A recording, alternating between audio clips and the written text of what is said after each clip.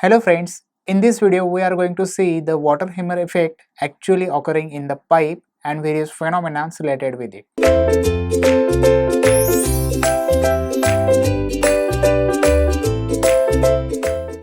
We know that in pipe velocity is suddenly changed, we suddenly close the wall. So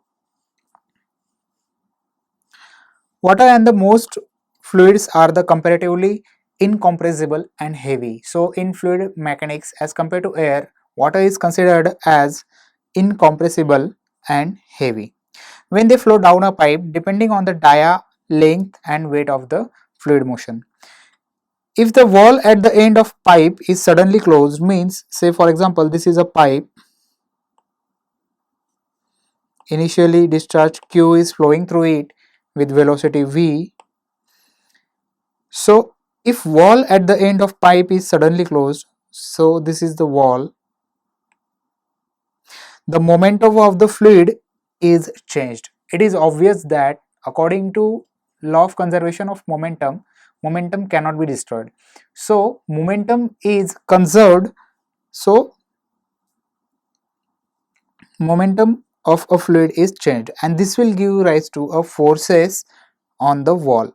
So it will create a compressive zone. We will consider it as a C near the zone. So wall is the location from where actual start of pressure wave is occurring,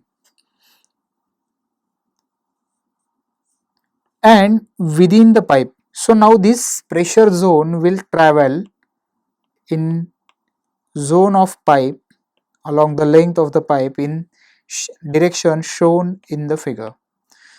As there are compressions, there will be rarefactions in the media as shown in figure.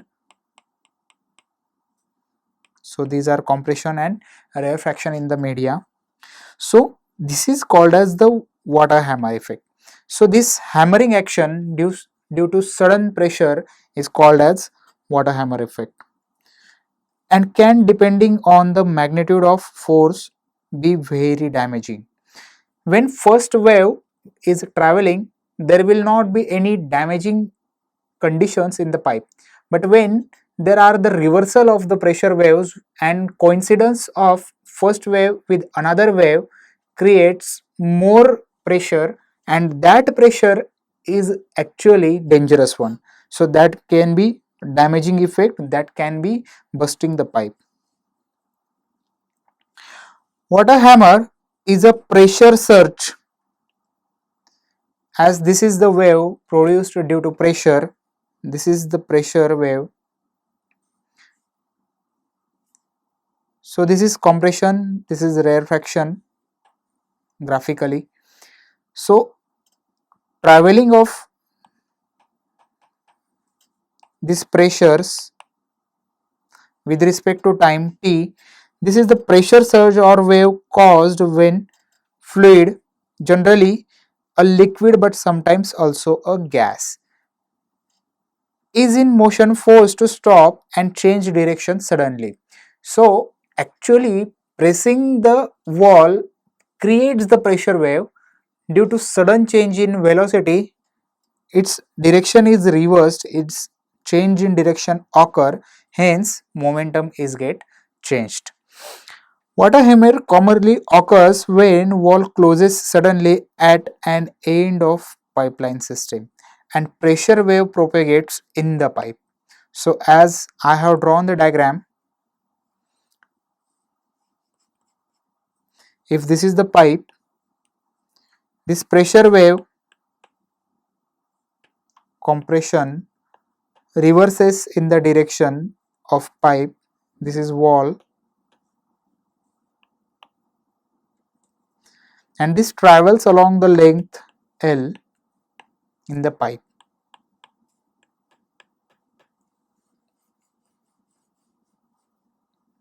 It is also called as a hydraulic shock. It is called as hydraulic. Hydraulic means due to water, shock means continuous pressure increase. So it is also called as hydraulic shock. This pressure wave can cause major problems from noise and vibrations to the pipe collapse. In some times, when there is a less quantity of pressure generated, then it causes hammering noise. So this is the first effect, that is mild effect. And secondly, if this noise is increased, this pressure is increased, sudden closure is there, then in that case the pipe may be collapsed due to bursting action.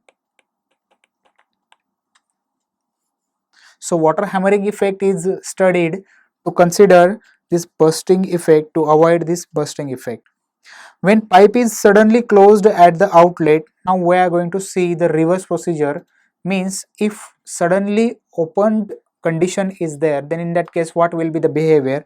When pipe is suddenly closed at the outlet, the mass of the water before the closure is still moving, thereby building up high pressure and resulting in the shock wave. In domestic plumbing, this is experienced as a loud banging. So in our day-to-day life, if we come to across the noising phenomenon in various sudden closures of wall, then in that case that are nothing but due to hydraulic burst or due to water hammer effect, resembling a hammering noise.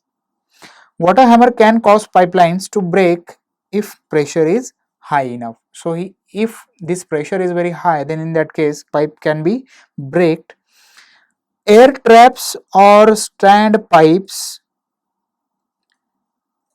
Air traps are nothing but the, say this is a pipe, and this is, say this is the pipe in which velocity is v, pressure wave is rising pressure. So this is high pressure zone.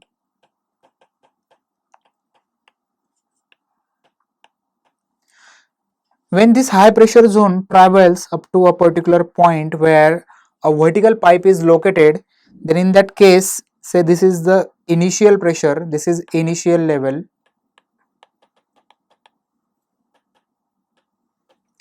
When this high pressure zone travels up to this point, due to high pressure, this zone is final zone.